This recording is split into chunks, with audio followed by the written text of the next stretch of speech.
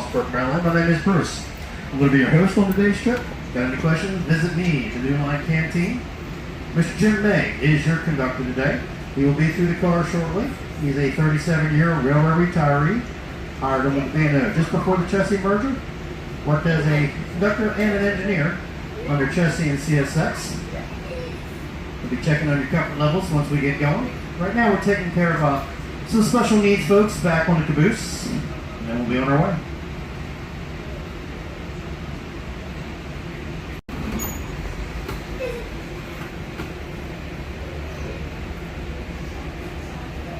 In order to make our trip as pleasurable and safe as possible, we have a few safety rules that we all must obey. Passengers are not to open the outer doors to the cars. Repeat, no touchy them bottom panels. Now you can go from car to car. You can spend the whole trip out on the open vestibules. Just don't touch the bottom panels, thank you. To keep our little engineers safe while on board, we request that all children be accompanied by an adult. We request that all children be accompanied by an adult. We request that you don't do what this couple did last Thursday. They sent the 8-year-old up here to get everybody's food order. He couldn't even see over the counter. That's not going to work, folks. Stay with the titties, please. Maryland law requires that we prohibit smoking, including e-cigarettes, on the train. Hold what you got till we get up to Frostburg. Got first aid kits on each car. Let us know if you need something from them. We got onboard recycling. We got trash cans on every car. We have bathrooms on every car. This is important.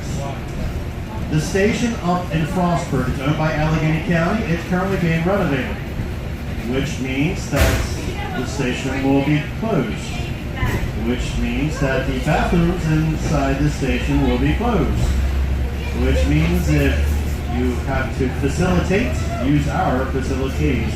I'm going to remind you of this little gem about 10-15 minutes outside of Frostburg.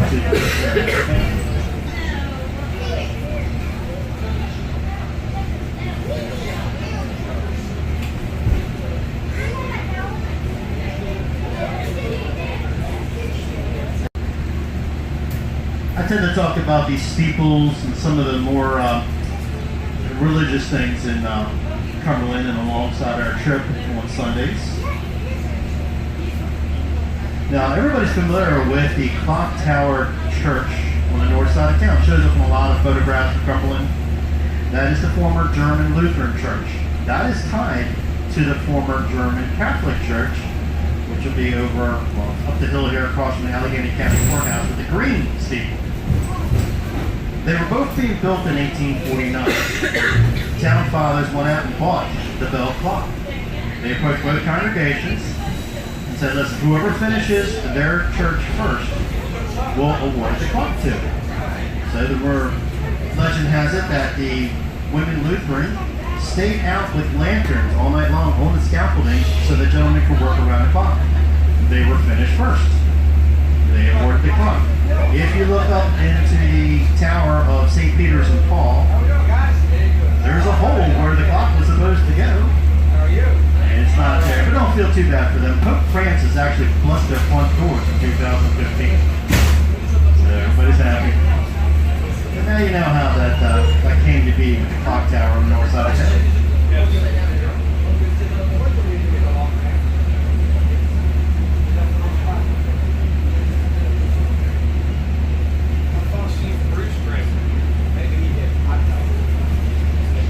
Coming into view on our right-hand side, you're going to see a red brick steeple. That's Center Street Methodist, built in 1871. And then you're going to see a white church with a white steeple. That's St. Patrick's Catholic Church, built in 1851. Again, somebody asked me, well, why is there a St. Patrick's Catholic Church and a St. Peter and Paul's Catholic Church? And again, well, at that time, the Irish were, well, let's just say they were the illegal aliens of their day. And so they had to have their own congregation and everything because they just was kind of frowned upon. Funny how things changed after a century and a half, eh? You can stand. Actually, St. Patrick take pictures if you want. From the Civil War days, there was a young man that was being court-martialed and was going to be hanged. And legend goes to him and the pastor at that time come back to haunt him.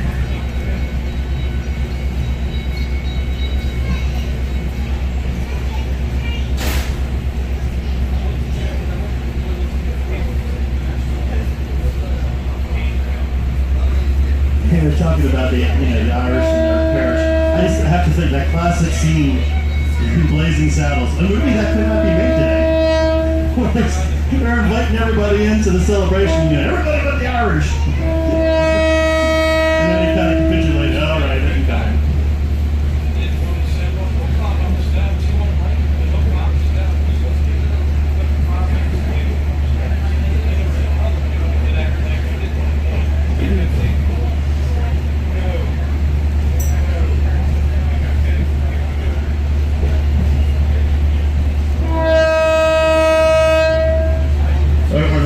Side, that two-turn yellow house up here on the hillside with the cupola on top, that was the Western Maryland Railway's master carpenter's house. A lot of the homes of the day were built with widow's walk. He just had the foresight to say, well, let's make it all-weather widow's walk.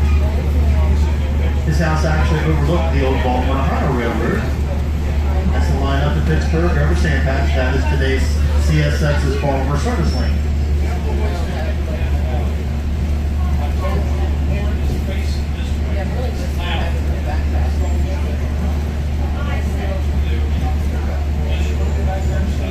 CSX That's the 824 right there. and 229. Eastbound freight train station there before they head into town. We're entering the Cumberland era. It's one of the many examples of natural beauty in Allegheny County. About 150 million years ago, Wills Creek started carving out this half-mile wide, 900-foot deep, 1-mile long gorge. Haystack Mountains on the left, Wills Mountain to the right. When the National Road was being laid through here, this was considered the gateway to the west.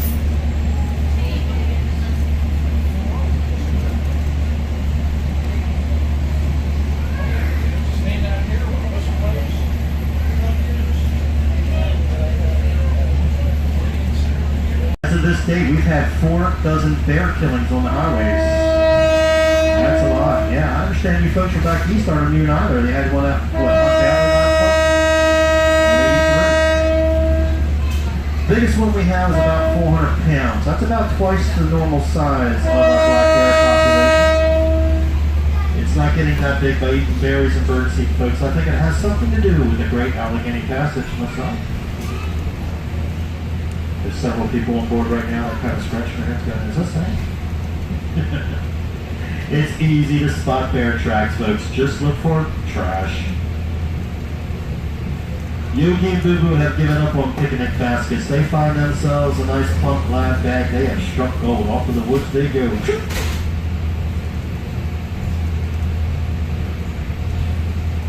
And they also love hummingbird feeders, but more on that later.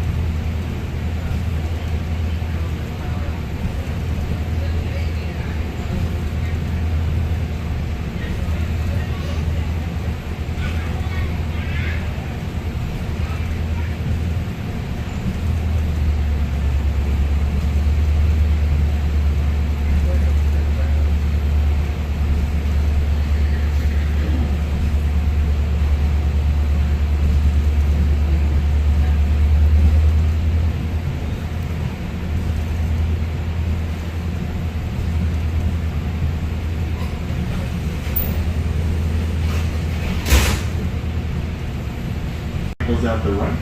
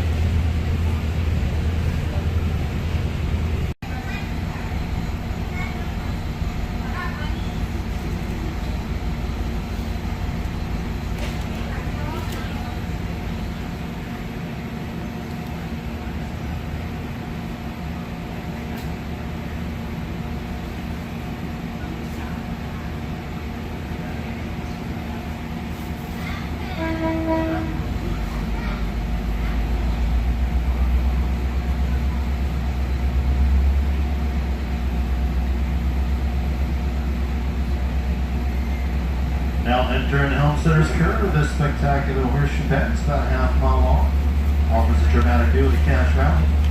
Named for the Homesteader family who own and operate the farm that we will nearly encircle. It's a favorite picture take spot among our passengers. Around the curve, you look out the windows to the right, you're going to catch a glimpse of engine 502 up ahead, and the caboose trailing behind. You might even see some rail fans gathered to watch us pass. If you do, be sure to give them a big friendly wave.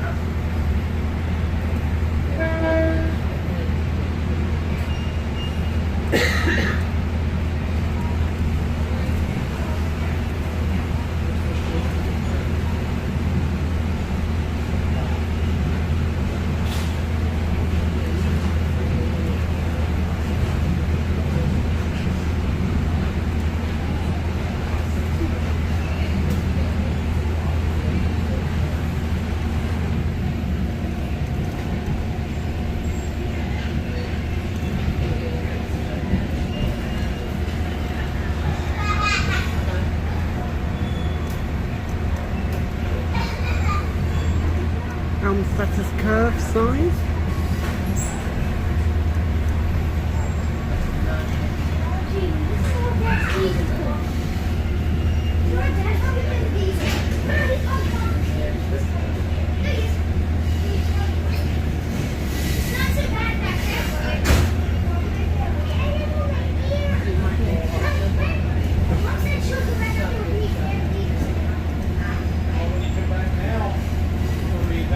Now this handsome-looking red Amish-style barn, a relatively new structure. The original one was burnt down at the hands of an arsonist in July 2009. Unfortunately, they lost the cattle and the family dog in the blaze.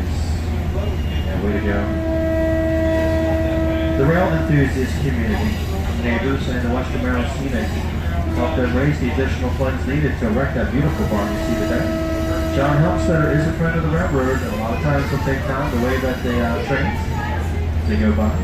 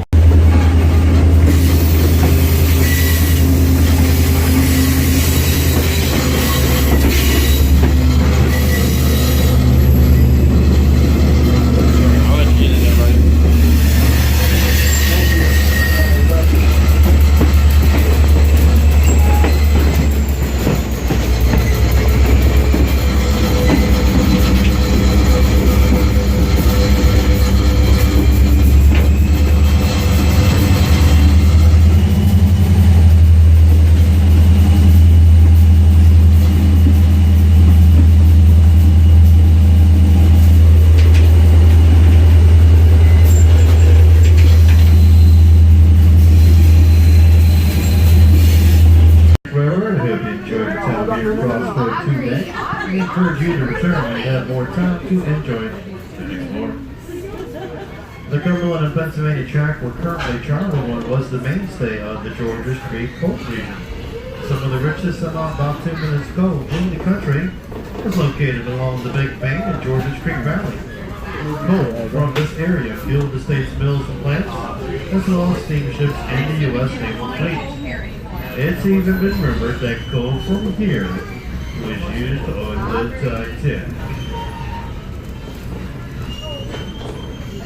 If our first class passengers happen to spot an iceberg, kindly let the rest of us in the steerage know about it. Give us a chance.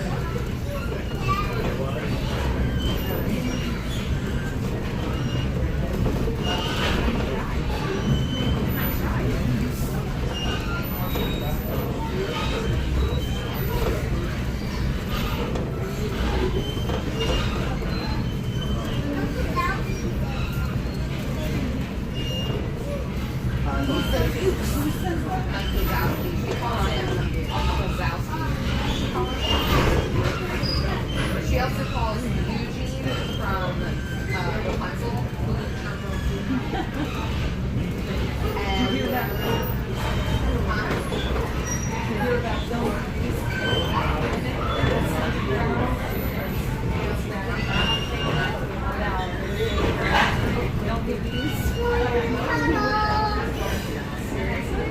So he was telling me that it was saying Florida.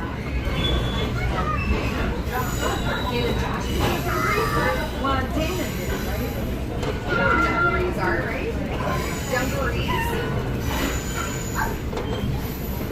I know. Who's that? Is it a New York thing? I don't know. Alright, on the right-hand side of the train is Buck's Horse Bar. And out the center of the field, sitting on Buck's Horse, was a cool old fire truck. See if you can tell. I mean, it's Bradley. He's heard it once. It's probably a huge Regional thing, yeah. I've probably heard you guys say it. I just never knew what it was. Oh, okay. That could have been it then, yeah. He sent an email to his staff about dungarees on Fridays and what's appropriate and what's not. And they were Winter time up here on Savage Mountain, all down. Those stakes you see the program. We brought those high schoolers out here for Arbor Day. All right, well, I hope you enjoyed your back and see it. All right, everybody okay back here? Did you get on? We went just the right distance then.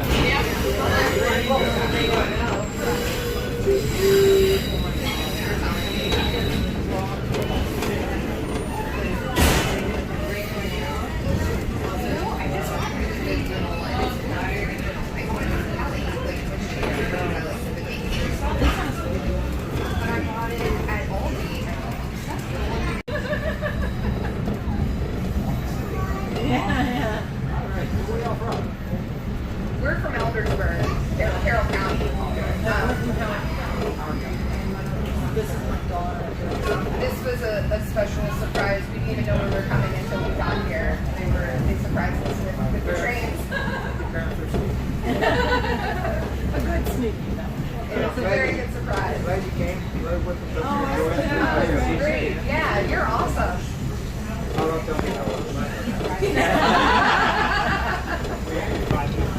to say hi? You can say hi. It's okay to say hi. We'll come back. I'll keep a distance. All right.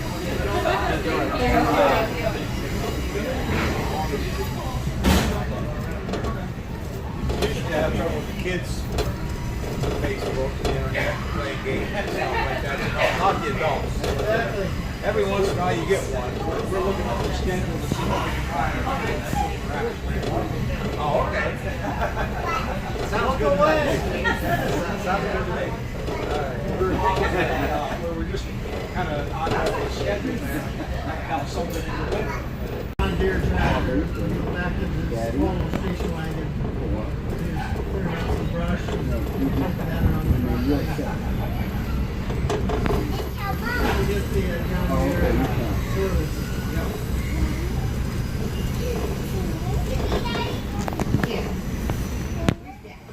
It has this cool attachment where you can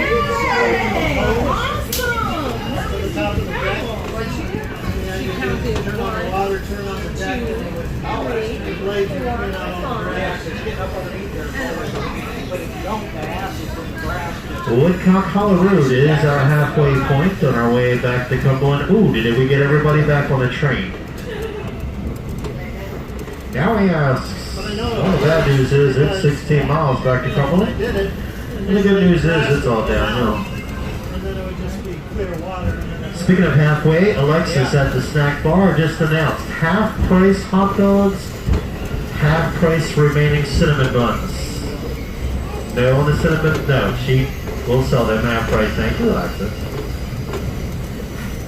All remaining hot dogs, all remaining buns, half-price. Folks, if you're going to take on Joey Chestnut next year, you need to start practicing today. What do you do? 74 with buns? My God. I can eat 2.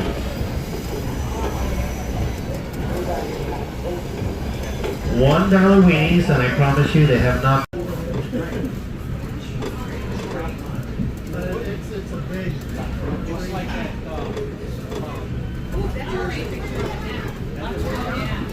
it's like that Dutch elm disease through northeast U.S. years ago in the 50s or whatever.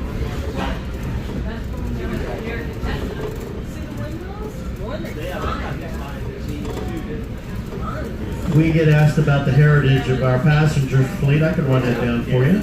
Starting at the beginning, working our way back. The 860, the Mountain View, built in 1949 by the Bud Company. Originally as a sleeper for the Norfolk and Western, served time on the Penn Central as well as Maryland Rail commuter or MARC.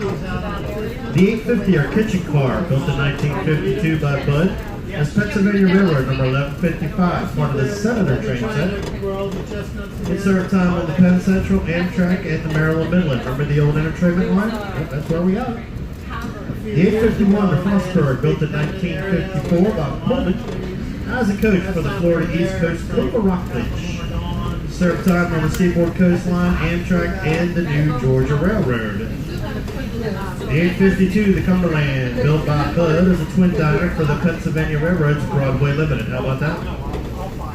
The 810, the New Line Canteen, built in 1949 by Bud as a sleeper for Norfolk and Western. Served time on Penn Central and MARC. The 801, built as Long Island coach number 2856. And the 800, built as Long Island coach number 2884. Caboose on the train today, number 1906 was former C&O 3178, a C-25 caboose built in 1969. That's the fleet, now you know. Excuse me, you're in my seat. So Bruce, where's the 734? Yes, a little media darling steam locomotive. It's been pulled offline. It's sitting over there at Ridgely Yard. It's awaiting its 15-year FRA mandatory breakdown. And this time, we're really going to have to break her all the way down. Basically to a bucket of bolts and rebuild her. It's waiting for its turn in the main shop because right now 1309, our Malay, Chesapeake and Ohio 2662, is about 80% complete. When she emerges out of the shop, she'll be the beast of the East. Biggest steam locomotive east of the Mississippi. Probably the biggest steam locomotive in North America in regular service. If you'd like to help us get 1309 going under fire quicker, we are offering it as a fundraiser. These handsome looking 1309 gloves, $10 a pair. It's the same one that your crew wears. They're hardy. I've had mine for over a year, and you can't tear them, can't break them. They're great. $10 gets you one left and one right. Don't wait. Do it today.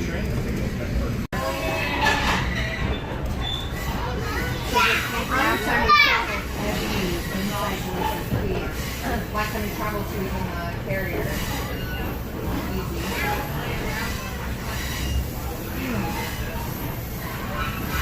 Are you checking now, or are you gonna put them? We're checking the plane.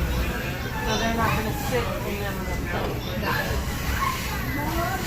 I've never seen anyone do that.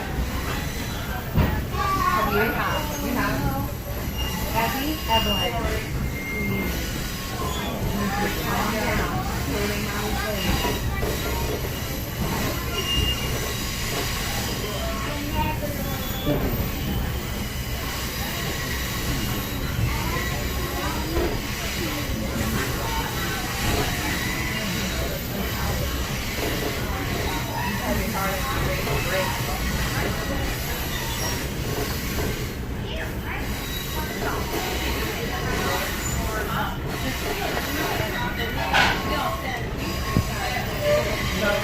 That's designing. You can actually, you put it on second. Okay. And you can go to the dining car and you can get a whole lot of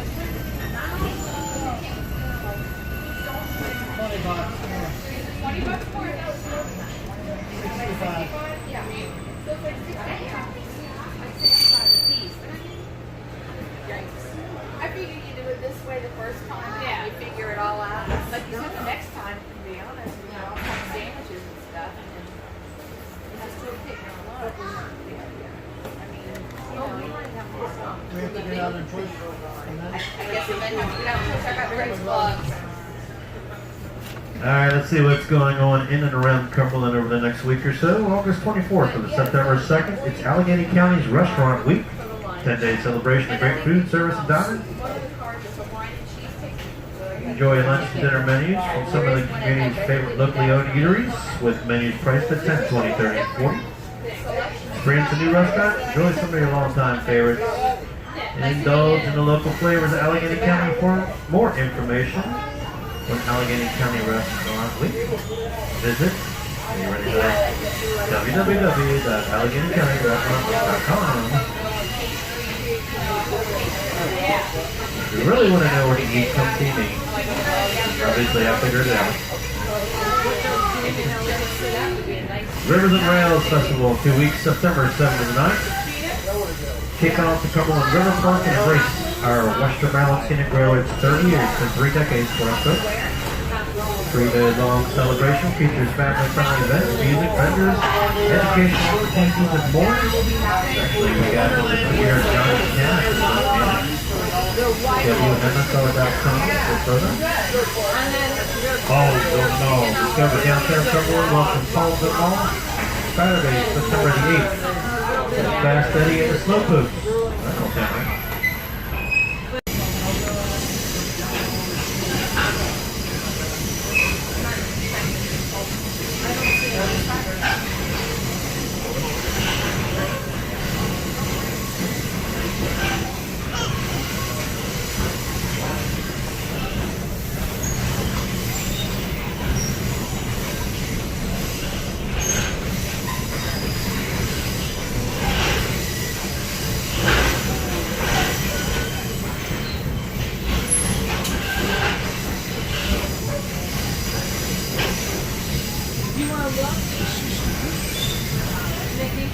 Folks, I've always been a fan of the late Paul Harvey's commentary. I got it. Hard to believe he's been gone for 9 years now. Thank you. I've already touched upon 2 famous generals who were commanders right here in Cumberland, Maryland. So with regards to the great one, I'd like to tell you the story of one lesser-known general. Born in Brookville, Indiana, Lou was born into politics. His grandfather was a congressman. His father became governor of Indiana.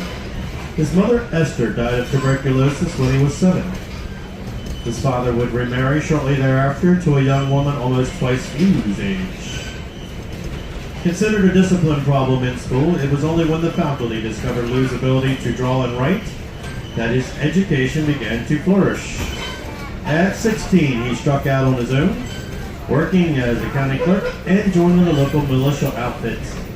He started studying law, but at the onset of the Mexican-American War, he would enlist in the 1st Indiana Volunteers and rose to the rank of 1st Lieutenant. He would marry Susan, the daughter of a wealthy merchant, and they would have 1 child, Henry.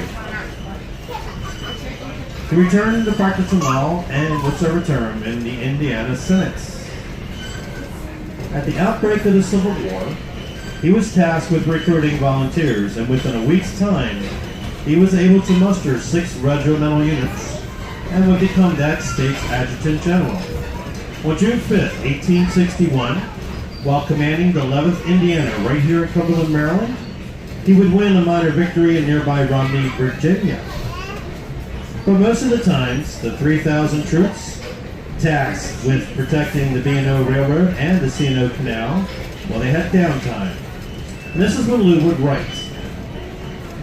After successes in the battlefield, Lou was promoted to Major General and was part of Grant's Union Army at Shiloh. The battle was considered a victory at first, but when news spread across the nation on the horrific rate of casualties, General Grant himself coming under fire by President Lincoln, well, he found a scapegoat in Lou. You see, Lou's troops were unfamiliar with the surroundings near the Tennessee River, and his orders from Grant's headquarters had been lost while being relayed. By the end of that month, Lou was relieved of his command, placed in reserve, his reputation tarnished.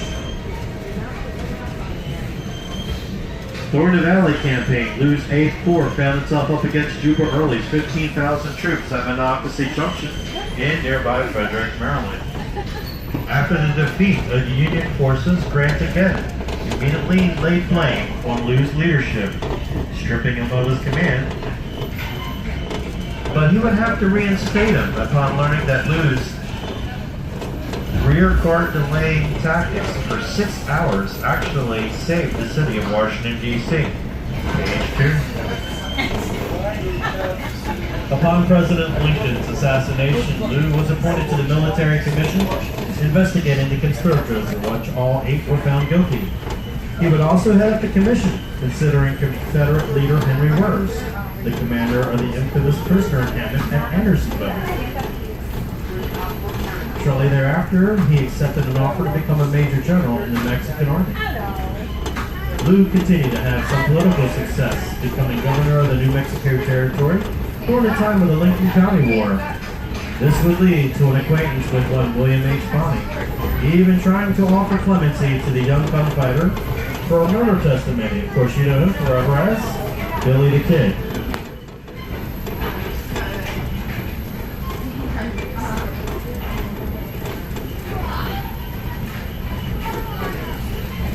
With U.S. Grant would never achieve an official absolution from the famed general. Lou was never a member of an organized church, yet still believed in Christianity. His greatest work would be lauded as the most influential Christian book of the 19th century. And some of that writing started right here in Cumberland, Maryland, at Camp Campobello. Put your arms around my neck. I'm going to hold you in the air. Yeah, it's going to be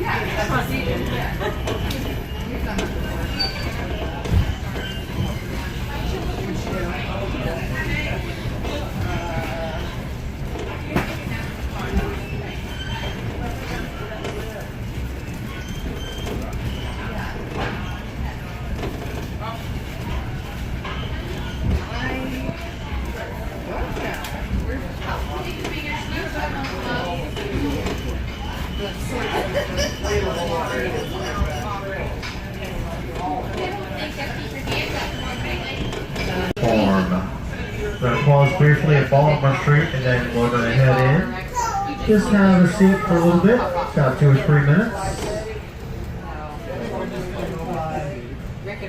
If you're in first class, when the train comes to that final stop, you're going to turn around and come back towards the center of the train. If you're in the snack bar car, you're going to move forward to the center of the train. And yours truly will drop a drop box for the last 2 cars on the train. If you need help walking, meaning you have crutches or cane, I'm going to direct you to move forward to the platform. Please use the platform. I will not let you come down the steps needing assistance. Thank you. Here, you remember it's recorded 1309 to get it out of the station. It's being rebuilt. So our $10 made the difference. That's your medium.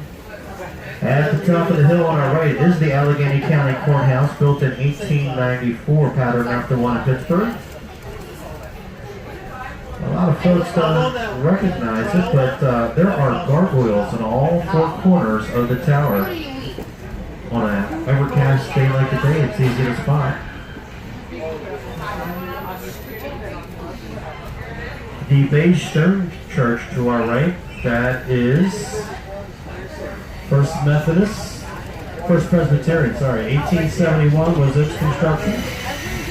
Across the street from it, of course, is the Emmanuel Episcopal Church, built in 1849. It and the Masonic Lodge that was built in 1911 sit on top of Fort Cumberland.